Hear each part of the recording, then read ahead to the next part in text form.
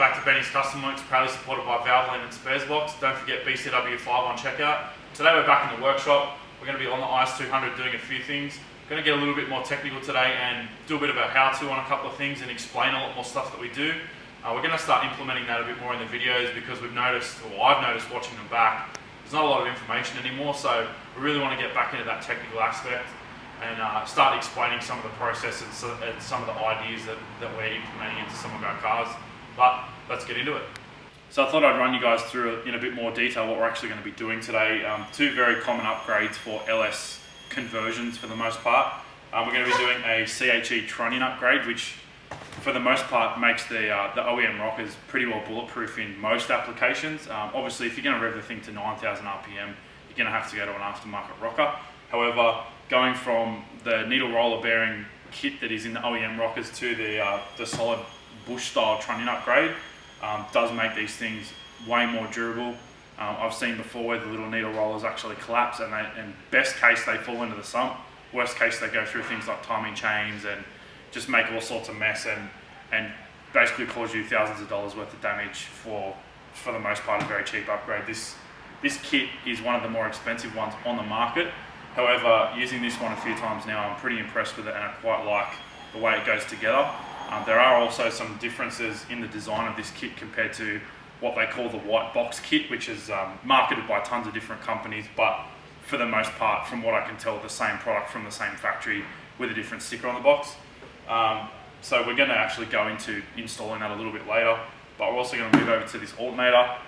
We're putting a LS1 or early style alternator onto it today as well, because currently we have a ECU controlled alternator and we can't quite get that set up properly. So for the most part, a lot of the LS conversions, including Maddie's VE 8-second drag car, is all running just the VT to VZ style alternator.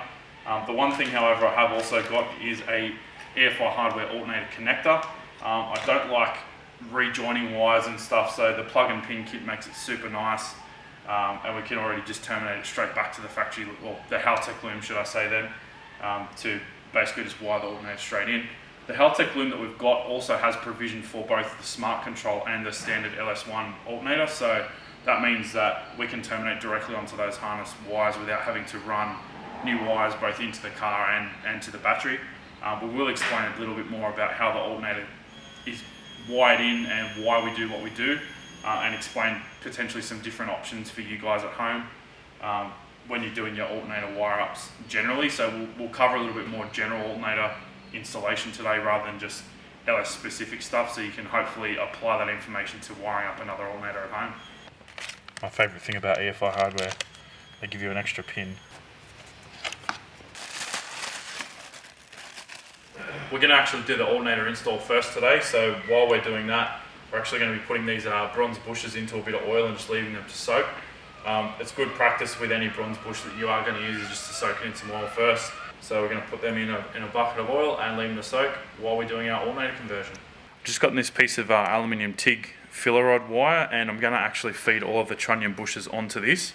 The aluminium is softer than the bronze, so it's not going to damage the bushes, and just basically made a little clip so that you can sit all the bushes on that, sit in the oil, and that means I don't have to fish 32 bushes out by hand and just basically get covered in oil. So nice little tip to just fold that up. I mean, you could use another wire if you wanted to, like a coat hanger or something, but just be mindful that the material the coat hanger is made out of may be harder than the bush, so it may damage the bush if you're not careful. I mean, in saying that, if you're feeding them on gently and just laying it in the bucket, shouldn't be an issue, but I mean, if you're going to be slapping them around, you're going to be knocking those bushes around, and it's definitely not going to do them or your engine any favours.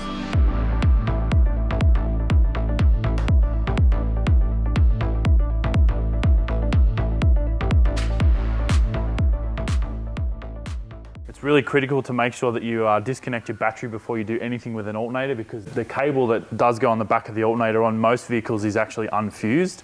So if that were to go to ground, which basically means touches anything metal on the car, you're either going to completely burn that wire out or melt whatever it's touched pretty badly, or set your car on fire, or a combination of the above. So a really easy way to avoid that is just literally disconnect the negative terminal on the battery. Then it means that you can basically touch that to anything you want and you're never going to have an issue.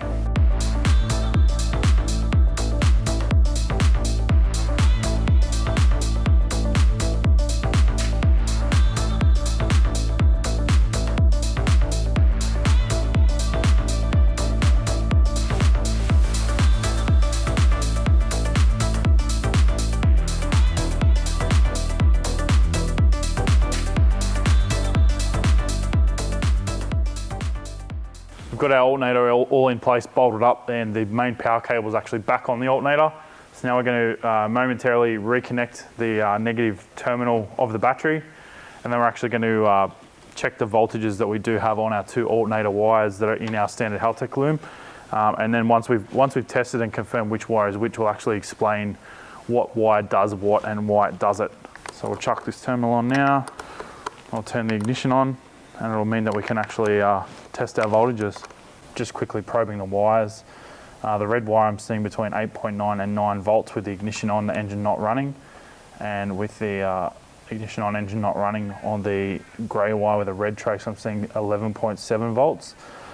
So basically to me, that's telling me that the grey with a red trace is going to be our battery signal wire, and our red wire, which is at about 9 volts, is going to be our what they call our light wire, which basically on a factory car will mean you've got a incandescent bulb in the dashboard, which will more or less excite the alternator. The voltage difference basically tells the alternator to start charging. So hopefully, if my information is correct in my head, that will mean that we'll actually have a functioning alternator soon. So we'll terminate this to our new plug. What I'm actually going to do is shorten this up a little bit and just make a new sort of a patch cable that'll come up here and run up to the existing loom. These wires aren't actually quite long enough to go directly to the alternator. So I'm just going to make a nice little patch harness with the alternator connector on one end, and then I'll just do a simple 2-pin connector at the other end. We're going to drop the battery off again, and we'll make this little loom, and then we'll put the belt on and start it up and see if I'm right or wrong.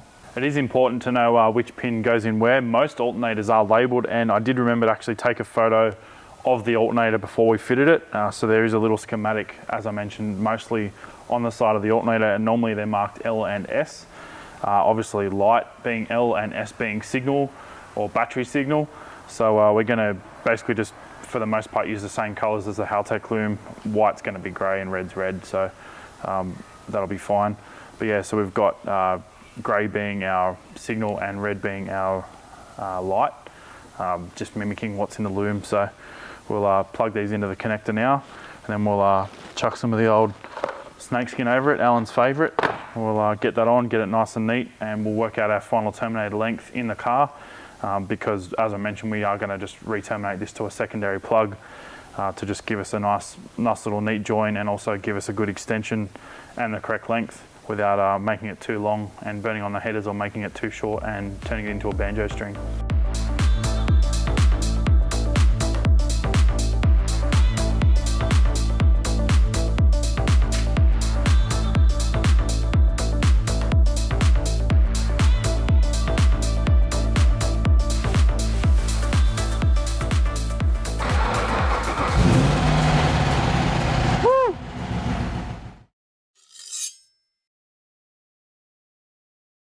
Now that we've got our alternator in and running and effectively proof of concept, I thought I'd run you guys a little bit through on how to wire up a 3-wire type alternator, and hopefully allow you guys to help with little conversion stuff or alternator conversions as well.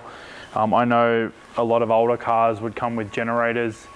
Some were 6 volts, some were 12 volts, some were positive ground. So this particular wire up is in relation to 12 volt negative ground vehicles only. So if you're also converting your car from 6 volt positive or negative ground, or from 12 volt positive ground, you do need to obviously change things in addition to what we're going to discuss now. But yeah, this is specific for 3-wire type alternators, and when I say 3-wire, I mean your main battery post, which will run directly to the battery. You want to run a pretty large cable for that. We actually reuse the factory Toyota one because there's a proprietary connector that does go into the fuse box on the IS600. However, as I mentioned before, most of them actually aren't fused. Then we've obviously got our 2 little wires on the back, which in this case connect directly to the regulator. This is also the computer controlled LS alternator, but for the purposes of the discussion, we're going to treat this as the more basic just battery sensing type alternator. But yeah, with the 2 connectors on the back of the alternator, you've got your battery sense, which is a 12 volt accessory switch power wire, and then you've also got your light, which is basically the bulb is used as a resistor. You can get little panel mount lights like this, but you do need to make sure it is an incandescent bulb. This particular one is actually an LED one, and I did purchase it to do this exact job in Adam's S13 drift car, but unfortunately with the LED they'd have very little to no resistance, so it doesn't actually tell the alternator or trick the alternator into charging. So yeah, you do really need to be mindful of using an incandescent bulb. So when you go to wire it up, if you're putting it in a car that didn't originally have a battery light, you want to have an accessory switch 12 volt into one side of the light. Then you want to run the other side of the light directly to the light pin on your alternator. And then when you've got your ignition on, your light should be on. Then as soon as the vehicle's running, the light should go out. Then that basically tells you that your alternator wiring is pretty much spot on. Also want to check at the battery, once you have your alternator set up and running, that you're charging in. Realistically, you want to see between 14 to 14.4 volts. Anything less than that, if it's an EFI car, or if it's especially a turbo EFI car, you could run into issues like running lean at high RPM, because the more voltage load or current draw you've got coming from the battery, the more demand there is on the alternator. And if the alternator can't actually keep up with that demand, you'll see your battery voltage drop off, potentially on a dyno run or a drag run, or if you're into circuit racing, potentially down the straight, you could see 1 to 2 volts of battery drop. So you really want to be mindful of having the correct size alternator for your job.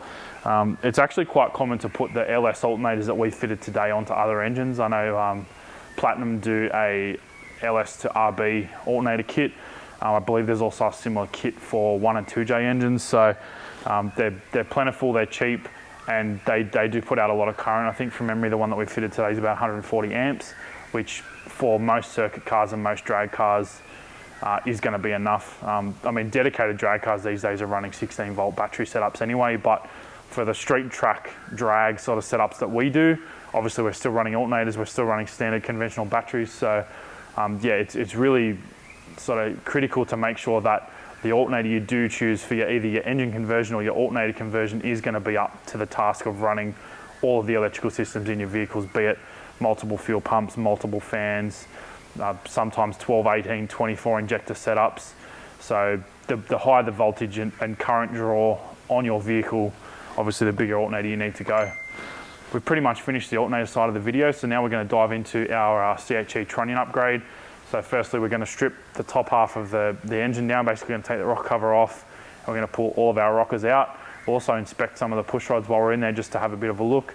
Hopefully everything's all right. I mean, the thing does run happily now, so I'm not expecting to find any gremlins, but I do also want to get in there and give it a bit of a check out, because we've never actually opened this engine before. It basically came directly to us from ACM, and then we've whacked it in the car. I saw the thing running, so I didn't have any issues with it. But it is a good idea when you get your new conversion engine, just pull the rock covers off and have a bit of a look at it. But saying that, we're going to dive in. Let's do it.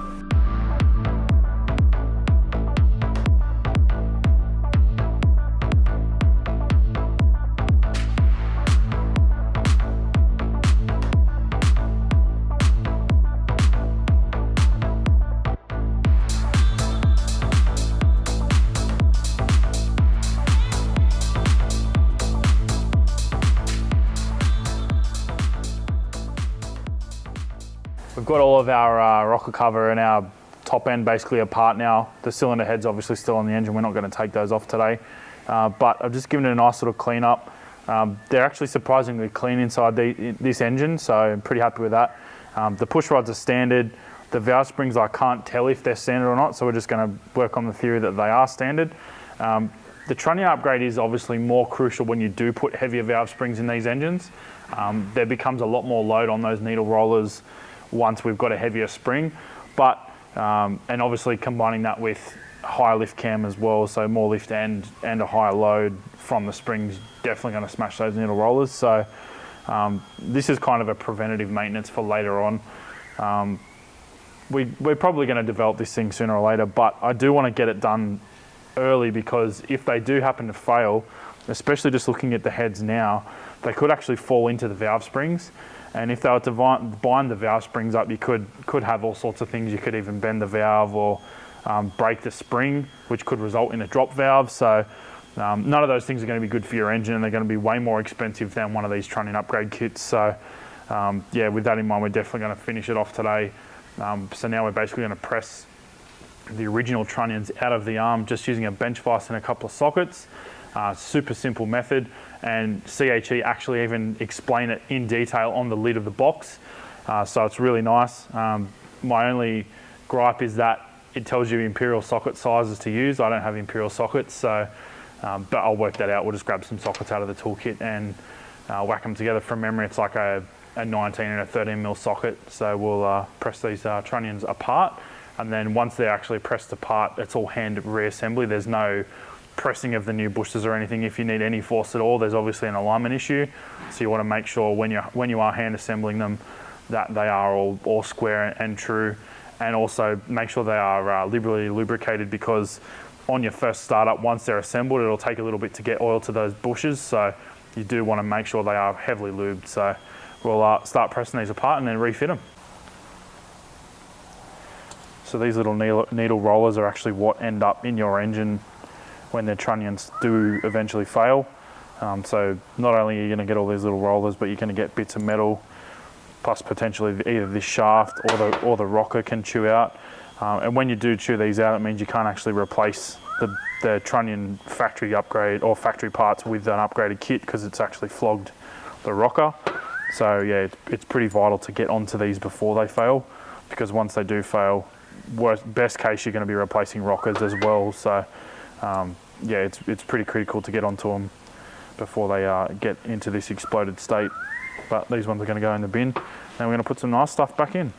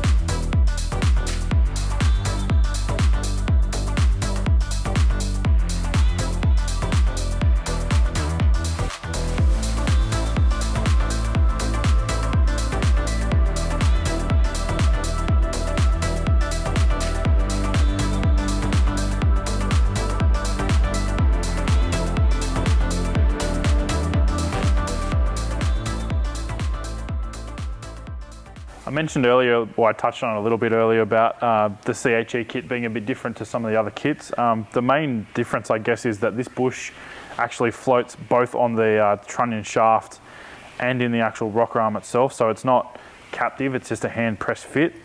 So it basically allows a lot more oil cushioning than some of the other traditional white box kits that you'd see out there on the internet. But it's just going to be a much better system having them fully floating. I have seen recently a guy actually on the VE Commodore pages on Facebook had one of the other style of kits fail after only about 1,000 kilometers of install, and it basically turned one of these brass bushes, or bronze bushes should I say, into nothing, just hammered the thing to death. And I think maybe it was part of the reason it wasn't lubricated properly upon assembly, but definitely do benefit from these oil grooves both in the trunnion and in the bushings themselves, both internally and externally, and also from floating in the arm itself. So it's a pretty nice little setup, and I think well worth the money.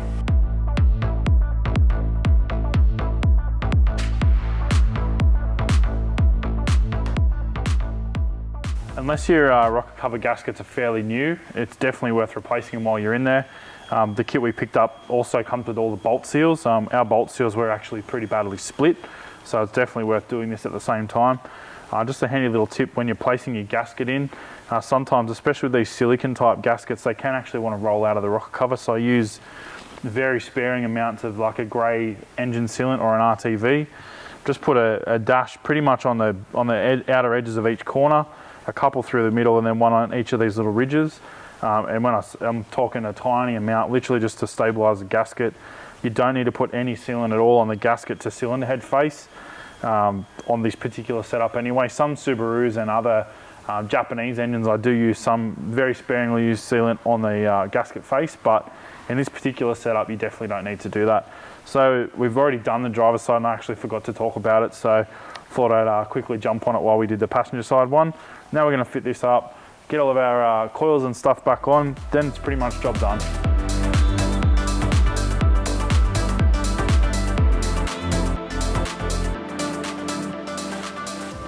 We've had a pretty streamlined day. It's been fairly easy all in all, but got a fair bit done. We now have a functioning alternator that we see over 14 volts with, seeing between 14.2 and 14.4 on the dash, which is really good. We've got all of our CHE trunnion kit in. We've also replaced the rock cover gaskets while we're there. Gone back to our roots a little bit and tried to give a bit more technical information. If there's something you want to see on the channel, or if there's something you want us to discuss, please let us know in the comments. If you got some feedback from today's episode as well, please leave it in the comments. Thanks for watching, guys, and we'll see you next time.